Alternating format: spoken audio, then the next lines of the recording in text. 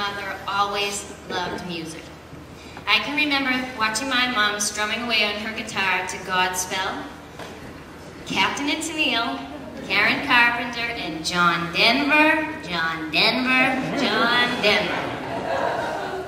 Given that my aunts and many of my cousins were actually very musically talented, my mother desperately wanted my brother, my sister, or I to share the same talents. So she tried her best.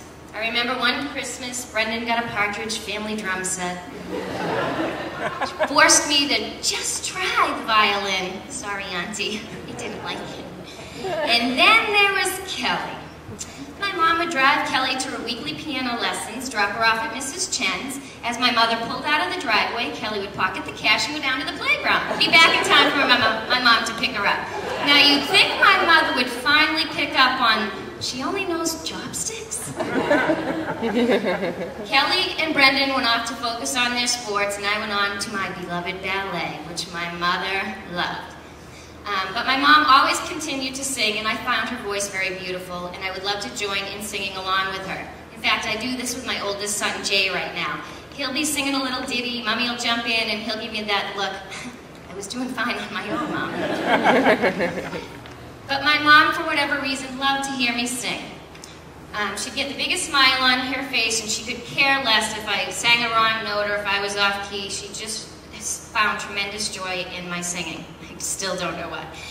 She asked me a few times, would you sing Ave Maria at my funeral? And I would always say, oh yes, I'm not going to sing Ave Maria today. And I want my Cloverland friends not to worry, I'm not going to belt out Delta Dawn or any little tunes from Annie. I know, my auntie's disappointed about that. The song I have chosen to sing today is actually very meaningful and very personal. As many of you are aware, my little boy Charlie was diagnosed with a life-threatening illness at the age of 6 months. At the same time, exactly the same time, Leanne Womack's song, I Hope You Dance, was released. Not a big fan of country music, but the words to that song had a tremendous impact on me, and I would play it over and over again in my car. The words illustrate how we have choices to make in life and how we should never take anything we have for granted. I can remember early in the chemotherapy treatments, Kelly would often join me. This one particular day, we were at Children's Hospital seeing the neurosurgeon, then we had to race across town to an appointment at the floating for Charlie's chemo. Now, as you can well imagine, being the parent of a sick child, my emotions would run all over the place. And in fact, I struggle to admit that you actually question your own mortality when you're watching your son suffer. So we're on Huntington Avenue, and all of a sudden the song, I Hope You Dance, comes on the radio. Naturally, I burst into tears. Kelly has no idea why I'm crying. I'm pointing to the radio, turning up the song. Now she's crying, okay? So Charlie's playfully playing in his car seat in the back seat. But what happened was, after the song had ended, I turned on the radio and I said to my sister, I have a favor to ask you. If something should ever happen to me, please make sure that Jay and Charlie are raised good and caring people who will never take anything for granted. She promised that she would. I knew she would still keep this promise, but I went home that afternoon, purchased 2 Leanne Womack CDs, wrote a little note inside, and tucked them in the boys' memory boxes that are now tucked under their beds. But the story doesn't end there. The morning after my mother suffered her heart attack, my brother asked me to join him for a ride home to Mom's house. I really didn't want to leave my mother's side, but I knew that my brother needed me. We'd entered my mother's house many times before, but this was a very uncomfortable situation.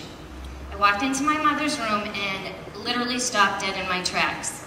On her bureau, the bureau I'd looked at many times before, was a beautifully framed, painted blue frame, and inside was scripted, if you get the choice to sit it out or dance, I hope you dance. The same Leanne Womack song.